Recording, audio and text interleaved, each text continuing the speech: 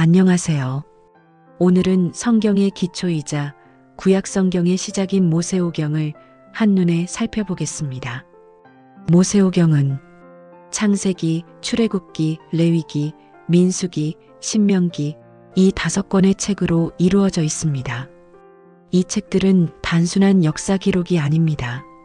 하나님께서 세상을 창조하시고 한 민족을 선택하시며 구원하시고 훈련하시고 약속의 땅으로 인도하시는 구원의 역사를 보여줍니다. 창세기에서는 창조와 인간의 타락 그리고 아브라함을 통한 언약의 시작을 보게 됩니다. 출애굽기에서는 하나님께서 이스라엘 백성을 애굽의 종살이에서 구원하시고 언약의 백성으로 세우시는 모습을 보게 됩니다. 레위기에서는 거룩하신 하나님 앞에서 어떻게 예배하고 살아가야 하는지를 배우게 됩니다. 민수기에서는 광야 40년의 여정을 통해 순종과 믿음의 중요성을 깨닫게 됩니다. 신명기에서는 가나안 입성을 앞둔 백성에게 하나님의 말씀을 다시 기억하고 순종하라고 권면합니다. 모세오경의 흐름은 창조, 구원, 거룩, 광야, 순종으로 정리할 수 있습니다. 그리고 이 모든 이야기는 결국 하나님께서 자신의 백성을 구원하시고 약속을 이루어 가시는 은혜의 역사입니다. 이제 함께 모세오경 전체를 한눈에 살펴보겠습니다. 모세오경 한눈에 보기. 창세기, 출애굽기, 레위기, 민수기, 신명기. 창조에서 약속의 땅까지 하나님의 구원 역사를 따라가 보겠습니다. 창세기는 단순히 세상이 어떻게 시작되었는지를 기록한 책이 아닙니다. 하나님께서 세상을 창조하시고 인간이 타락했지만 구원의 역사를 시작하시는 과정을 보여주는 책입니다. 창세기의 흐름은 크게 5단어로 정리할 수 있습니다. 창조, 타락, 심판, 언약, 그리고 구원입니다. 그럼 함께 살펴보겠습니다. 1. 창조 1장 2장. 창세기는 태초에 하나님이 천지를 창조하시니라 라는 말씀으로 시작합니다. 하나님은 말씀으로 빛을 만드시고 하늘과 땅, 바다와 식물, 해와 달과 별, 동물과 인간을 창조하셨습니다. 모든 창조를 마치신 후 하나님은 보시기에 심히 좋았더라 라고 말씀하셨습니다. 특별히 인간은 하나님의 형상대로 창조되었습니다. 하나님은 인간을 사랑하시고 에덴 동산에서 하나님과 교제하며 살아가도록 하셨습니다. 창세기의 시작은 완전하고 아름다운 하나님의 창조였습니다. 2. 타락 3장. 그러나 인간은 하나님의 말씀에 순종하지 않았습니다. 뱀의 유혹을 받은 아담과 하와는 선악을 알게 하는 나무의 열매를 먹고 말았습니다. 그 결과 죄가 세상에 들어오게 되었습니다. 죄는 하나님과 인간 사이를 갈라놓았고 두려움과 수치, 고통과 죽음을 가져왔습니다. 에덴 동산에서 쫓겨난 인간은 더 이상 이전과 같은 삶을 누릴 수 없게 되었습니다. 하지만 하나님은 심판 가운데서도 구원의 약속을 주셨습니다. 여자의 후손을 통해 악의 권세가 무너지게 될 것을 말씀하셨습니다. 3. 심판과 은혜 4장부터 11장. 인간의 죄는 계속해서 커져갔습니다. 가인은 자신의 동생 아벨을 죽였고 죄는 세상 전체로 퍼져나갔습니다. 결국 사람들의 죄악이 가득하자 하나님은 홍수로 세상을 심판하기로 결정하셨습니다. 하지만 하나님은 노아를 통해 구원의 길을 마련하셨습니다. 노아와 그의 가족은 방주 안에서 보호받았고 홍수 이후 하나님은 무지개 언약을 주셨습니다. 다시는 물로 온 세상을 멸하지 않겠다고 약속하신 것입니다. 그 후 사람들은 바벨탑을 쌓으며 하나님 없이 자신의 이름을 높이려 했습니다. 그러나 하나님은 언어를 혼잡하게 하셔서 사람들을 온 땅으로 흩으셨습니다. 창세기 4장부터 11장까지는 인간의 죄와 하나님의 심판, 그리고 그 가운데 나타나는 하나님의 은혜를 보여줍니다. 4. 언약의 시작 12장부터 50장. 창세기의 가장 중요한 전환점은 12장에 등장합니다. 하나님께서 아브라함을 부르신 것입니다. 하나님은 아브라함에게 말씀하셨습니다. 내가 너로 큰 민족을 이루고 내게 복을 주어 내 이름을 창대하게 하리니 너는 복이 될지라. 하나님은 아브라함과 언약을 맺으시고 그를 통해 구원의 역사를 시작하셨습니다. 이 언약은 아들 이삭에게 이어졌고 손자 야곱에게 이어졌습니다. 야곱은 하나님으로부터 이스라엘이라는 이름을 받게 되었고 12아들의 조상이 되었습니다. 그 가운데 요셉은 형들에게 미움을 받아 애굽으로 팔려갔지만 하나님은 그를 통해 큰 구원의 역사를 이루셨습니다. 결국 야곱의 가족은 애굽으로 이주하게 되었고 훗날 이스라엘 민족의 기초가 마련됩니다. 결론.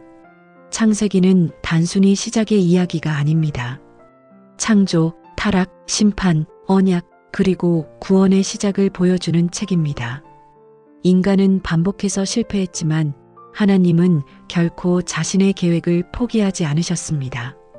아브라함에게 주신 약속은 훗날 예수 그리스도를 통해 완성됩니다. 그래서 창세기는 성경 전체의 출발점이며 구원 역사의 첫 페이지라고 할 수 있습니다. 오늘도 창세기를 통해 신실하게 약속을 이루어 가시는 하나님을 바라보는 시간이 되시기를 바랍니다. 감사합니다. 출애굽기는 하나님께서 이스라엘 백성을 애굽의 종살이에서 구원하시고 언약의 백성으로 세워가시는 과정을 기록한 책입니다. 출애굽기의 핵심 흐름은 고난, 부르심, 재앙, 출애굽, 홍해, 광야, 언약으로 정리할 수 있습니다. 그럼 함께 살펴보겠습니다. 1. 이스라엘의 고난. 요셉 시대 이후 오랜 시간이 흘렀습니다. 애굽에는 요셉을 알지 못하는 새로운 왕이 등장했습니다. 이스라엘 백성이 크게 번성하자 바로는 그들을 두려워했습니다. 결국 이스라엘 백성은 노예가 되어 벽돌을 만들고 강제 노동을 하게 되었습니다. 심지어 남자아이를 죽이라는 명령까지 내려졌습니다. 하나님의 백성은 큰 고난 가운데 놓이게 되었습니다. 2. 모세의 부르심. 하나님은 이스라엘을 구원하기 위해 한 사람을 준비하셨습니다. 그 사람이 바로 모세입니다. 모세는 애굽 왕궁에서 자랐지만 미디안 광야로 도망하게 됩니다. 어느 날 하나님은 떨기나무 불꽃 가운데 나타나 모세를 부르셨습니다. 그리고 말씀하셨습니다. 내 백성의 고통을 보았고 그들의 부르짖음을 들었다. 하나님은 모세를 통해 이스라엘을 구원하기로 하셨습니다. 3. 10가지 재앙. 모세는 바로에게 찾아가 하나님의 말씀을 전했습니다. 내 백성을 보내라. 그러나 바로는 마음을 완고하게 하여 거절했습니다. 하나님은 애굽에 10가지 재앙을 내리셨습니다. 물이 피로 변하고 개구리와 메뚜기가 번성하고 흑암이 임하는 등 강력한 재앙이 이어졌습니다. 마지막 10번째 재앙은 장자의 죽음이었습니다. 이를 통해 하나님은 애굽의 우상보다 크신 참 하나님이심을 나타내셨습니다. 4. 유월절과 출애굽. 하나님은 어린 양의 피를 문설주에 바르게 하셨습니다. 죽음의 사자가 그 집을 넘어가게 하기 위함이었습니다. 이 사건이 바로 유월절입니다. 마침내 바로는 이스라엘 백성을 보내주었습니다. 수백 년 동안 종살이하던 백성이 자유를 얻어 애굽을 떠나게 되었습니다. 출애굽은 하나님의 놀라운 구원의 사건이었습니다. 5. 홍해 사건. 출애굽한 후 바로는 마음을 바꾸어 군대를 이끌고 추격했습니다. 이스라엘 백성 앞에는 홍해가 있었고 뒤에는 애굽 군대가 있었습니다. 그러나 하나님은 길을 여셨습니다. 홍해가 갈라지고 백성은 마른 땅처럼 바다를 건넜습니다. 반면 애국 군대는 바다에 잠기게 되었습니다. 하나님은 자신의 백성을 능력으로 구원하셨습니다. 6. 광야의 여정. 광야 생활은 쉽지 않았습니다. 백성들은 물이 없다고 불평했고 먹을 것이 없다고 원망했습니다. 그러나 하나님은 만나와 메추라기를 공급하셨습니다. 반석에서 물을 내셨고 구름 기둥과 불 기둥으로 인도하셨습니다. 하나님은 광야에서도 백성과 함께 하셨습니다. 7. 시내산 언약. 이스라엘 백성은 시내산에 도착했습니다. 하나님은 그들과 언약을 맺으셨습니다. 그리고 십계명을 비롯한 율법을 주셨습니다. 또한 성막을 만들도록 명령하셨습니다. 성막은 하나님께서 백성 가운데 거하신다는 상징이었습니다. 출애굽기의 마지막은 하나님의 영광이 성막에 충만하게 임하는 장면으로 끝납니다. 결론. 출애굽기는 단순한 탈출 이야기가 아닙니다. 하나님께서 자신의 백성을 구원하시고 언약을 맺으시며 함께 거하시는 이야기입니다. 출애굽기의 핵심 메시지는 구원, 언약, 동행입니다.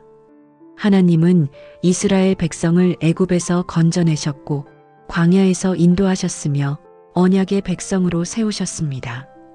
오늘날 우리도 하나님의 은혜로 구원받았으며 하나님과 동행하는 삶으로 부름받았습니다.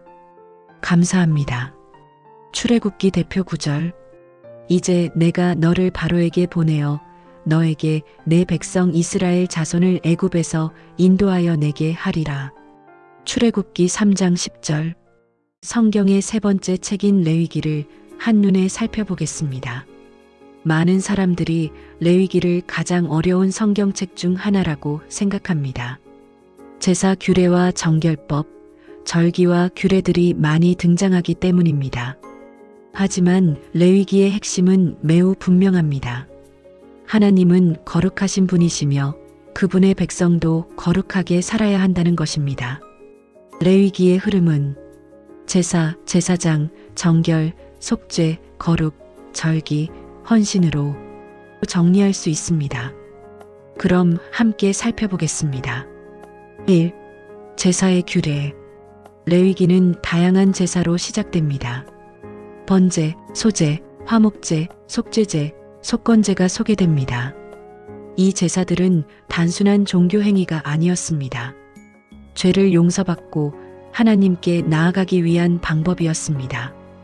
이스라엘 백성은 제사를 통해 하나님께 예배하고 하나님과의 관계를 회복할 수 있었습니다. 제사는 장차 오실 예수 그리스도의 희생을 미리 보여주는 그림이기도 합니다. 2. 제사장과 직분. 하나님은 아론과 그의 아들들을 제사장으로 세우셨습니다. 제사장은 하나님과 백성 사이를 섬기는 역할을 담당했습니다. 제사장은 특별한 옷을 입었고 거룩한 삶을 살아야 했습니다. 그들은 성막에서 봉사하며 백성을 대신하여 하나님께 나아갔습니다. 3.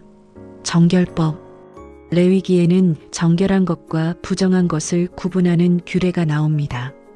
먹을 수 있는 음식과 먹을 수 없는 음식, 몸의 부정함과 정결함에 대한 규례들이 기록되어 있습니다. 이 규례들은 단순한 위생 규칙만이 아니라 하나님의 백성이 세상과 구별된 삶을 살아야 함을 가르쳐 줍니다. 4. 속죄일. 레위기의 중심에는 속죄일이 있습니다. 1년에 한 번 대제사장이 지성소에 들어가 백성의 죄를 위해 속죄 제사를 드렸습니다. 이날은 이스라엘 전체가 죄를 회개하고 하나님의 용서를 구하는 날이었습니다. 속죄일은 하나님께서 죄를 용서하시는 은혜를 보여주는 중요한 절기였습니다. 5. 거룩한 삶. 레위기의 핵심 메시지는 너희는 거룩하라 는 말씀입니다. 하나님은 거룩하신 분이시므로 그분의 백성도 거룩하게 살아야 했습니다. 하나님은 이웃사랑, 정직, 공의, 배려, 순종에 관한 다양한 규례를 주셨습니다. 거룩함은 단순히 예배 시간에만 필요한 것이 아니라 일상생활 전체에서 실천되어야 했습니다. 6. 절기와 안식. 하나님은 이스라엘 백성에게 여러 절기를 주셨습니다. 유월절, 무교절, 초실절, 칠칠절, 나팔절, 속죄일, 초막절 등이 그것입니다. 이 절기들은 하나님께서 행하신 일을 기억하고 감사하기 위한 시간이었습니다. 또한 안식일을 통해 하나님 안에서 쉼을 누리는 법을 배우게 하셨습니다. 7. 서원과 헌신. 레위기의 마지막 부분에서는 서원과 11조, 헌신에 대한 규례가 기록되어 있습니다. 하나님께 받은 은혜에 감사하며 삶 전체를 하나님께 드리는 자세를 가르쳐 줍니다. 레위기는 거룩하신 하나님 앞에서 살아가는 삶의 기준을 보여줍니다. 결론.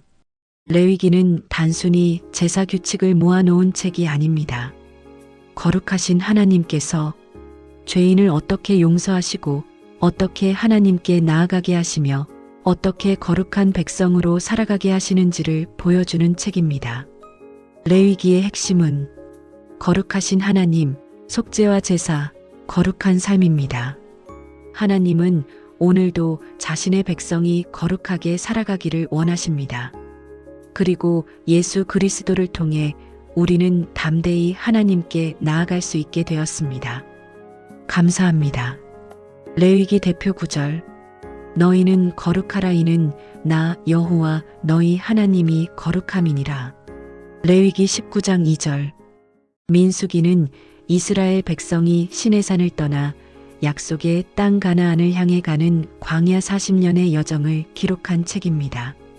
민수기라는 이름은 2번의 인구조사가 기록되어 있기 때문에 붙여졌습니다. 하지만 이 책의 핵심은 단순한 숫자가 아닙니다.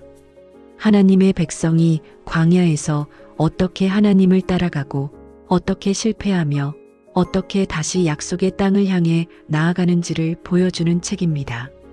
민수기의 흐름은 준비, 출발, 불평, 정탐, 방황, 세 세대 약속으로 정리할 수 있습니다.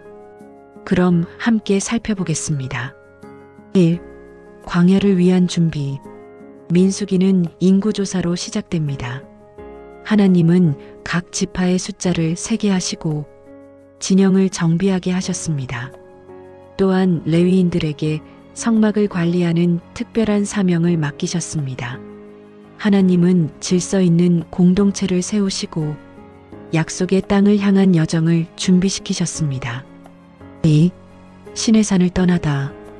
준비를 마친 이스라엘 백성은 드디어 시내산을 떠나 광야 길에 오릅니다. 하나님은 구름 기둥과 불 기둥으로 그들을 인도하셨습니다. 백성은 하나님의 인도하심을 따라 이동했고 성막은 공동체의 중심에 자리 잡고 있었습니다. 하나님은 언제나 백성과 함께 하셨습니다. 3. 불평과 원망. 그러나 광야 생활은 쉽지 않았습니다. 백성은 먹을 것과 마실 것을 걱정하며 원망하기 시작했습니다. 하나님께서 만나를 주셨음에도 애굽에서 먹던 음식들을 그리워했습니다. 미리암과 아론도 모세를 비난했고 백성은 계속해서 하나님을 신뢰하지 못했습니다. 불평은 공동체 전체를 흔들기 시작했습니다. 4. 가나안 정탐. 하나님은 12명의 정탐꾼을 가나안 땅에 보내셨습니다. 그들은 40일 동안 그 땅을 살펴보고 돌아왔습니다. 10명의 정탐꾼은 우리는 그 땅을 차지할 수 없다고 말했습니다. 그러나 여호수아와 갈렙은 달랐습니다. 그들은 하나님께서 함께 하시면 우리는 반드시 승리할 수 있다고 믿었습니다. 하지만 백성은 두려움을 선택했습니다. 5. 광야 40년. 하나님은 불신앙으로 인해 그 세대가 약속의 땅에 들어가지 못할 것이라고 말씀하셨습니다. 결국 이스라엘 백성은 광야에서 40년 동안 방황하게 됩니다. 그 기간 동안 하나님은 계속해서 공급하시고 보호하셨지만 백성은 여러 번 불순종했습니다. 민수기는 순종과 불순종의 결과를 분명하게 보여줍니다. 6. 발람과 하나님의 축복. 모압 왕 발락은 이스라엘을 두려워하여 선지자 발람을 불렀습니다. 그는 이스라엘을 저주하려 했습니다. 그러나 하나님은 저주를 축복으로 바꾸셨습니다. 발람은 결국 하나님께서 축복하신 백성을 저주할 수 없다고 선언했습니다. 하나님의 계획은 누구도 막을 수 없었습니다. 7. 새로운 세대. 광야 생활이 끝나갈 무렵 하나님은 새로운 세대를 준비시키셨습니다. 두 번째 인구조사가 이루어졌고 여호수아가 새로운 지도자로 세워집니다. 이스라엘 백성은 드디어 약속의 땅 가나안을 눈앞에 두게 됩니다.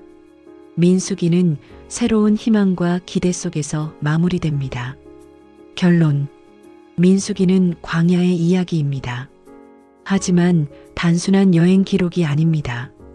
하나님께서 자신의 백성을 인도하시고 훈련하시고 성장시키시는 과정을 보여주는 책입니다. 민수기의 핵심 메시지는 순종과 믿음입니다.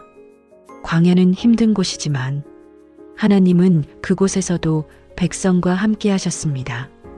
그리고 하나님의 약속은 결국 이루어졌습니다. 오늘 우리의 삶에도 광야 같은 시간이 있을 수 있습니다. 그러나 하나님께서 함께 하신다면 우리는 약속의 땅을 향해 계속 나아갈 수 있습니다. 감사합니다. 민수기 대표 구절.